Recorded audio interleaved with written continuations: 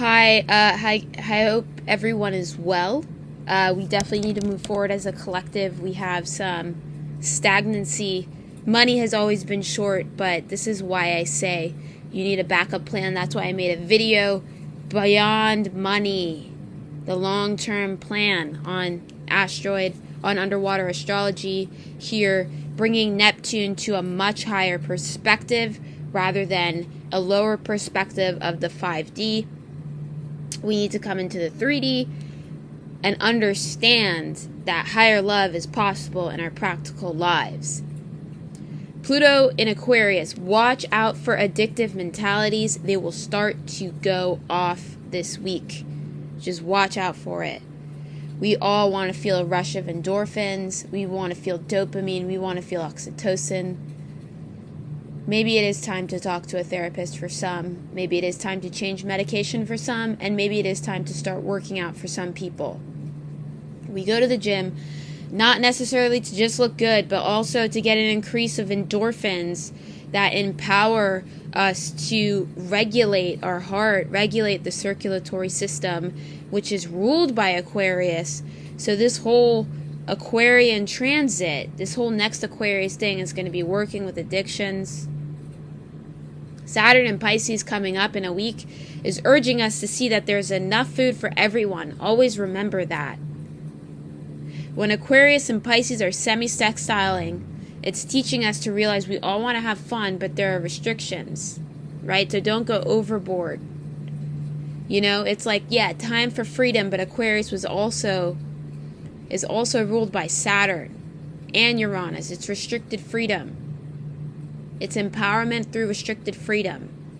It's like almost like school. Pluto in Aquarius is going to be like a school. And it's going to be every day you're going to like have to make new habits and create better memory for yourself to move forward. I want to go through the different signs and what they're going to experience because I think it's really important. So Pluto in Aquarius. For Aquarius, that's going to be your first house. Your personality will be fiercer, dominating conversations, just knowing, and sending out a stronger frequency of love and integration. For Capricorn, Pluto in Aquarius will fall in your second house. Capricorn will be like, I need to value myself in my life more. I need to go out more, be nicer, socialize more. After experiencing so much transformation, you'll be thankful for the nice little relief of energy going into your second house and hopefully making you more money. For Sagittarius, Pluto in Aquarius will rule your third house. You will want to communicate more. You'll be empowered by conversations of the collective. You'll be closer. You will want to yearn to be closer to relatives and family.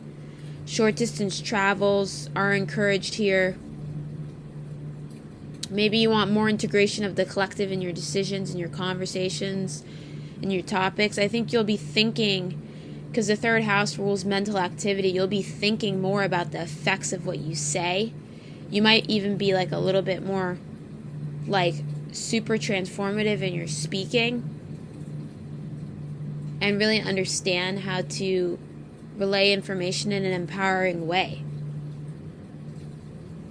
Scorpio, Pluto will fall in your fourth house. You will need to take control of your inner intuition with your emotions and let them guide you to your inner light and regenerate you through emotional regulation and understanding the power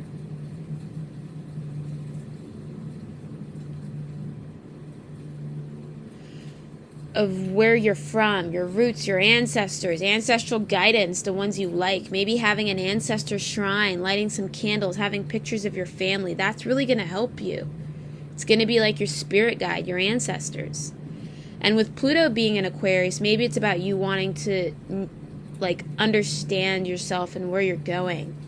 And it's like this whole journey, and it's this beautiful journey for Scorpio. You know, they're going to have this huge guidance system with their ancestors lighting the way to a higher divine path in this life. Libra, Pluto will fall in your fifth house. So you will need to take more radical action in healing that inner child, bringing that inner child of life, inner child activities, and becoming closer with art and creativity. Maybe there's a new romance that comes up that brings you to life. With Pluto being in Aquarius, maybe it's wanting more freedom with love, or the energy to express yourself more freely in relationships without the idea of that we're all different. You just know that ain't true, Libra. You're going to be the silver lining with Pluto and Aquarius, because you're going to be like, well, let's bring it back in. Aquarius is far out, right? Because like Pisces is at the end of the constellation, but Aquarius is right before the last sign of the zodiac. So we're going a little bit further out. So we're getting light energy here. And that, for Libra, you're going to bring that light to your inner child, and you're going to have lots of fun with this Pluto and Aquarius transit after the inner child work. And then, Virgo. Maybe with Pluto and Aquarius here in your 6th house, maybe it's time you need to take more conscious awareness of your health and your work, not getting overstressed about every little thing. Maybe the Pluto and Aquarius is asking you to detach and have more carefree approach to manifesting. Play it up a bit. Maybe you've been doing the same thing in work and you want to try something else. Maybe you want more passive income. Maybe you want more income. Maybe you want more freedom to take more vacations, so you want to make more money. So you're looking at new ways of generating revenue for your family so that you can start making more, so that you can start taking more vacations and spending time with your family. Pluto and 7th for Leo. It's about understanding yourself, pulling back into your shell at times, into your lion cave, let me say, and not blowing everything up for power. Because Pluto in 7th is here, you're empowered by your relationships, but that doesn't mean putting other people in the gutter, Leo. That means pulling back and reorganizing so that you can see a brighter future without trampling on everyone, being like, this is my lion's den. No, Leo, your lion's den is your home and it's your throne, and you have to watch out of how close you bring people, because it's a very pretty, magical, fiery throne that's very abundant and sourceful. But you have to manage the energy expenditure, because that here is what is creating the need to dominate relationships with Pluto in the 7th. And if you can pull back and find out the heart of what it is that you want in the relationship, you can save a lot more energy in just overlooking the small details, so that you can become the lion that you are and come back in the self and take up room and empower people, because Leo's the leader. Cancer, Pluto will be in your 8th house, so it's all about really understanding there's nothing wrong and fully trusting your friends and family right now. But you will also need time alone, similar to Leo, to develop the self and understand. You learned a lot with Pluto and Capricorn in your 7th. Now it's coming in your 8th. Maybe some of you had divorces, breakups that really revolutionized the way you thought about yourself and others. And maybe when it comes into the 8th house, it's about understanding that you don't need to do too much here.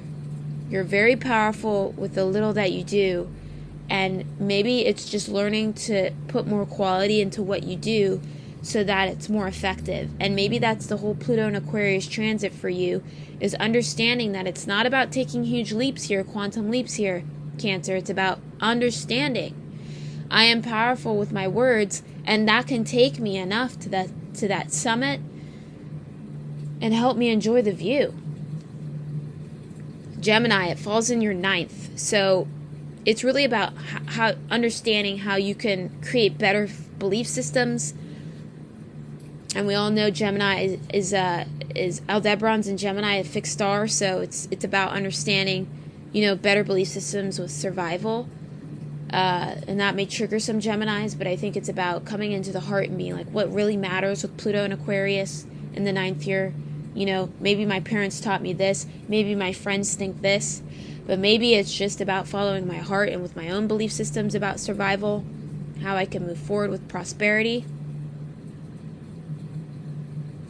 how I can be enlightened by little means, how I can reduce, Gemini is a very conscious sign, How can I reduce my carbon footprint? How can I recycle more? Because Gemini is all about, like, consciousness and human consciousness. And maybe you guys are going to be helpful with global warming and the shifts in the earth, and telling people that we're infinite. Ninth house, that's travel. Maybe you're empowered to take more trips. Travel around, go see the world. Corona is wrapping up in many dimensionalities of travel. So yes, there's restrictions traveling, but you can still get a ticket to Florida. You could still go to Japan. You can still travel. Maybe it's saving money, taking a trip, going to a spiritual retreat, reading the Quran, reading the Torah, opening your mind, other belief systems. Gemini, you guys are curious, and maybe it's about expanding that spiritual consciousness you have. So for Pluto and Aquarius, Taurus, yes, your career, more recognition here falling in your 10th house. You'll feel a bit more empowered to make stronger career choices. It might not be easy because Aquarius squares Taurus, but I think the challenges of the push-pull dynamic of, do I make this career decision or do I not? I think over time it'll get easier to really make linear decisions, but you'll start to feel empowered over the next few weeks. Oh, I noticed that at my job, or I noticed that. Maybe I could tweak that. Maybe here with squares, with Pluto and Aquarius and other signs that it squares, maybe it's not about making these huge jumps. Maybe it's about making these tweaks. And because we were in Capricorn, and Capricorn works with a lot of the earth signs and the water signs, it trines and sextiles those signs. Now for the water signs and earth signs, there will be squares. So it's and semi-squares. So it'll be important to understand that it might be a little bit annoying, but you could just tweak it, and it's like the fine-tunement, not making huge leaps here. We're just noticing.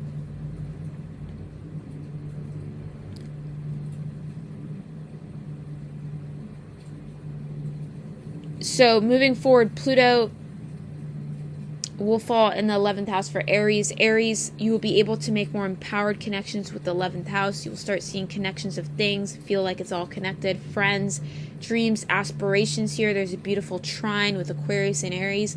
And I think you'll start feeling empowered, but then you'll again, because Aquarius is an air sign and it's fixed, it might feel a little elusive, but you'll feel like, wow, that person reached out. That person reached out. It's elusive, but the more you can ground the Aquarius energy and start making vision boards, changing up your home environment, kind of creating a law of attraction here of what you want in your dreams and your aspirations, I think Pluto and Aquarius will pour into that, and that universality will come back to you, Aries. I think that's where you should start. Then lastly, we have Pisces. Pluto will fall in Pisces' 12th house, which will dictate a lot of energetic shifts in how you see yourself with others. Pisces, you will need to stop comparing yourself and pick up the shifts more in self-awareness and get out of the trickery behavior, because Neptune is here, Pisces, and I know you guys have been a little bit elusive, a little bit kind of magic-y, woo-woo here, but Pluto and Aquarius is going to be people are going to start to pick up on that, and we're going to need more honest self-evaluations here, Pisces, and understanding that displacement is here to bring into more harmonious balance for you, Pisces, between your psychic intuition and your reality. Moving forward, Pluto and Aquarius, I think, will be amazing. I think it's really important to understand that we are in some of the last degrees these next few weeks of Saturn and even Mercury in Aquarius. And then we have Pluto here as well. So I feel like it's important to take apart all the little annoyances and create bridges of well-being. And addictions breed from frustration, and frustration is a common theme here. And I think that, with the events of Turkey, Russia, Ukraine, Ohio, Florida, and even the Israeli presidency and the anti-Semitism, there's a lot going on in the world, but if we can just have a way of regulating the stress by eating healthier, less engaging in fights, I think we'll be able to keep the peace and the calmness and transit beautifully into Pluto and Aquarius, which we're already all feeling. Which I also feel like is very much the Aquarian age way of kind of like the Aquarian gods being like, do you know about the Aquarian age? And I made a video about that previously, and you can watch that there. But I think on some level, there's an abundance of wealth and our access to insight here, but it's important to not go overboard. Namaste. Peace out.